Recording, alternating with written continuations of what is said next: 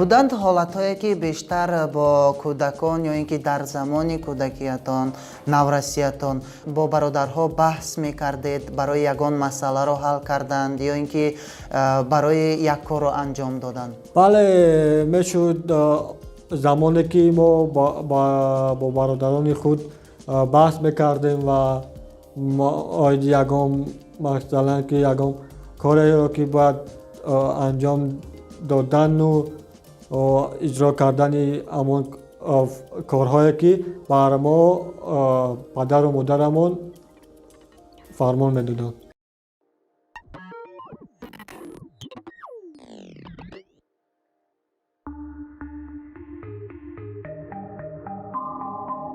дар тоҷикистон бештари оилаҳо серфарзанд ҳастанд. оилаҳое низ ҳастанд ки аз 10 нафар фарзанд зиёд доранду баъзан баъди оиладор шудани ин фарзандон онҳо якҷоя дар ҳамин оила яъне дар ҳамин хонаи падарӣ зиндагӣ мекунанд. дуруд азизон, Фаридун Холбоев ҳастам, журналисти Зира Медиа ва ин нашри навбатии подкасти Маро бишунав аст.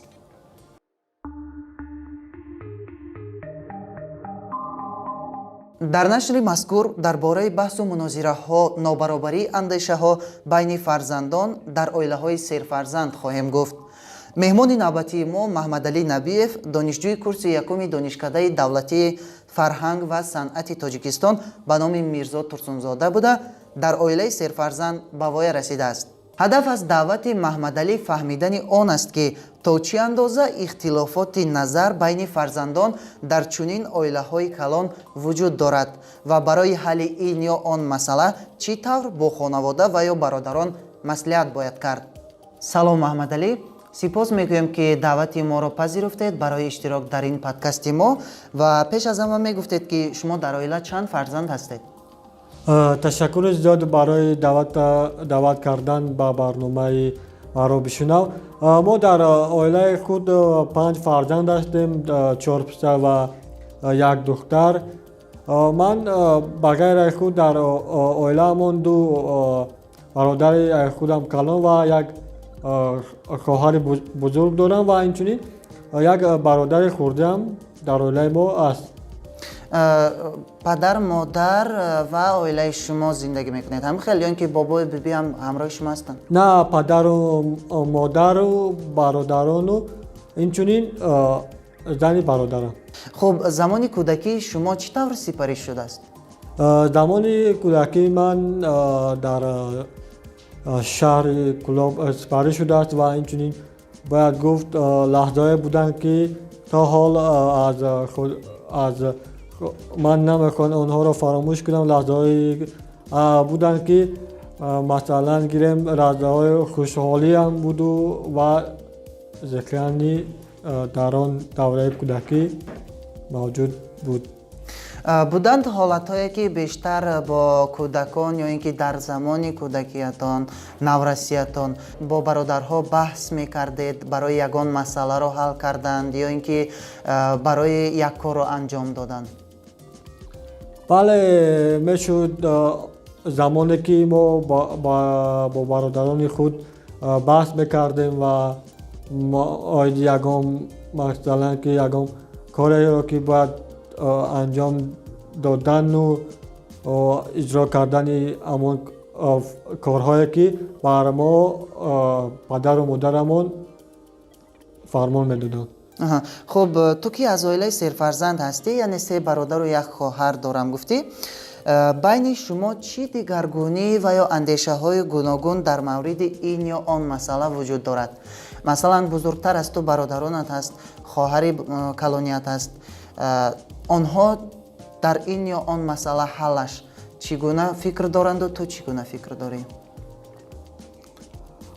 онҳо фикрҳои худашон гуногун мебошанд ва инчунин дар масъалаи оне ки гирем як кор ё ягон коре ки дар оилаи мо бояд иҷро карда мешуд, мо даҳтаҷамона онро ба анҷом расониде.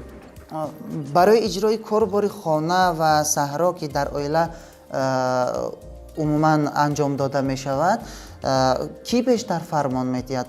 бештар ба корубори хонаву корубори саҳрову дигар чизо ба мо бештар падару модар фармон медиҳад. вақте ки ягон корро бояд ба анҷом бирасонем бештар ба мо падарамон фармон медиҳад ки ин корро кунед ё он корро анҷом диҳед. яъне вақти корро иҷро кардан тарзи дурусти ҳамун корро мефаҳмонданд. бале мефаҳмонданд ки ин корро чӣ гуна дурустиашро ба анҷом расониданд, ҳамон тарзи дурусташро ба мо мефаҳмонданду мо бошад корро иҷро мекардем. хуб маҳмадалӣ, бигӯ ки аз қиссаҳои пештар то ба шаҳр омаданат чӣ гуна баҳсҳо буданд дар оилаи шумо? чӣ гуна мушкилот буданд ки шумо роҳи ҳаллашро бештар меҷустед ҳамроҳи оила? бештар мушкилотое буданд ки масалан аз нав сохтани хона, инчунин таъмир кардани хона бо бародарону падару модарамон маслиҳат мекардем ки чӣ гуна ҳалли ин мушкилотро ёбем. яъне маблағ чӣ тавр пайдо кард? яъне фикри шумо фарзандонро ҳам мегиранд ҳамин хел? бале фикри мо мепурсида ва инчунин бештар бародари калониам бо падарам маслиҳат мекард ки чӣ гуна маблағ барои сохтмони хона ё ремонти хона пайдо кард. бубин ҳоло бародаронат куҷо кор мекунанд? бародаронам ҳар дуяш дар федератсияи Россия қарор доштанд.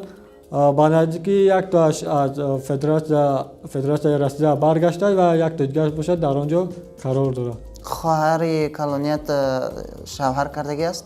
бале хоҳари калониям шавҳар кардагӣ ва соҳиби як фарзанд мебошад. хуб ҳамин баҳсу мунозираҳо аз нуқтаи назари ту ҳамчун як ҷавон дар оила бояд вуҷуд дошта бошад ё не, ё ин ки дигаргунии андешаҳо? на, ман фикр мекунам ки дар оила набояд баҳси тӯлонӣ бошад, инчунин баҳсу мунозираҳое ки дар ҳамон лаҳза ҳалли худро ёбад беҳтар аст аз он баҳсу мунозираҳое ки муддати тӯлонӣ тур мекашад.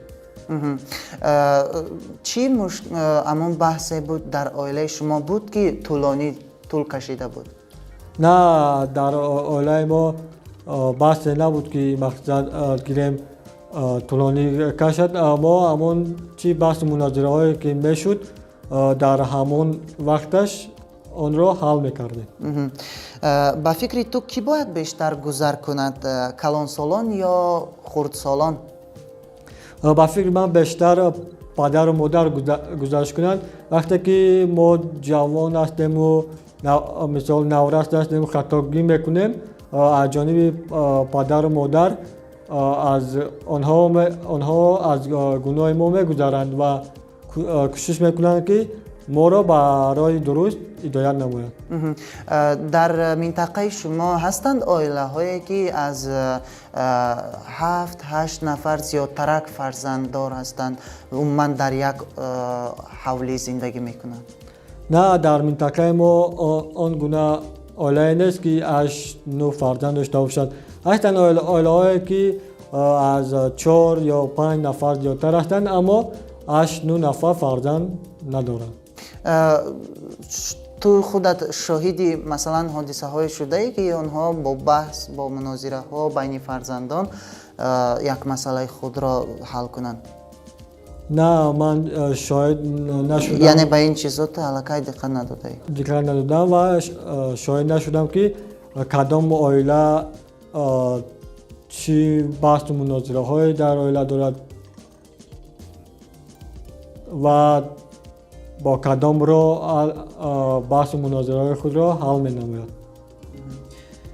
бо дар назардошти оилаи худатон ва тамоми мушкилоту пешравие ки дар оила доштед ва ба фикри ту оилаи калон хуб аст ё дар оилаи хурд ки ҳамагӣ як ё ду фарзанд доранд?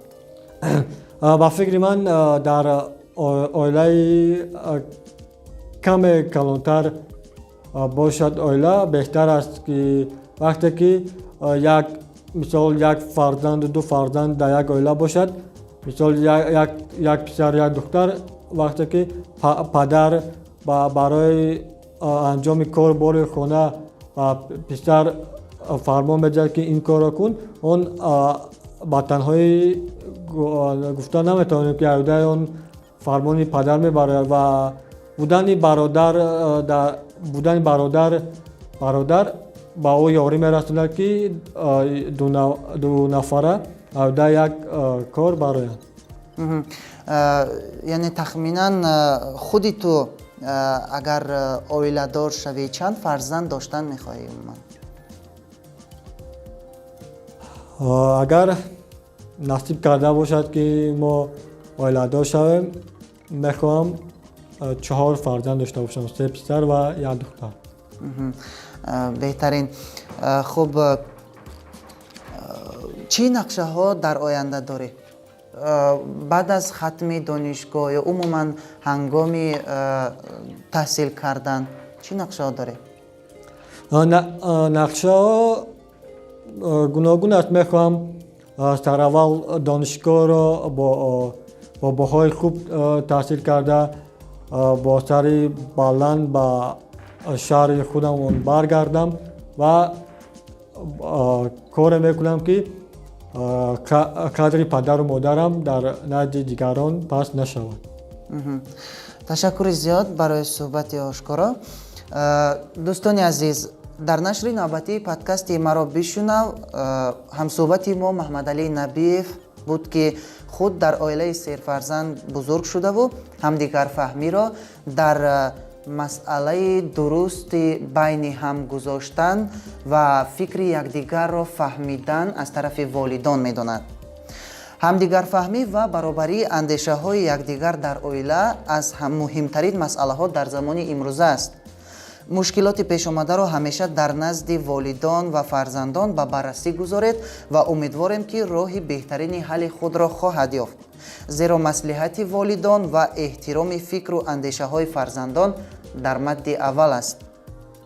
подкасти маро бишунав аз ҷониби журналистони Зира Медиа омода мешавад ва дар нашрҳои минбаъда низ мо дар бораи мушкилоти наслҳо хоҳем гуфту бо мутахассисони соҳоти гуногун барои дарёфти роҳҳои ҳалли ин проблемаҳо суҳбат хоҳем кард. фаромӯш накунед ки ҳар ҳафта рӯзи панҷшанбе соати 18 подкасти мо дар платформаҳои Зира Медиа аз ҷумла Facebook, YouTube, Telegram ва Instagram паҳн мешавад ва фикру ақидаҳои худро иброз доред. Бо шумо будам Фаридун Холбоев. То нашри навбатӣ, падруд.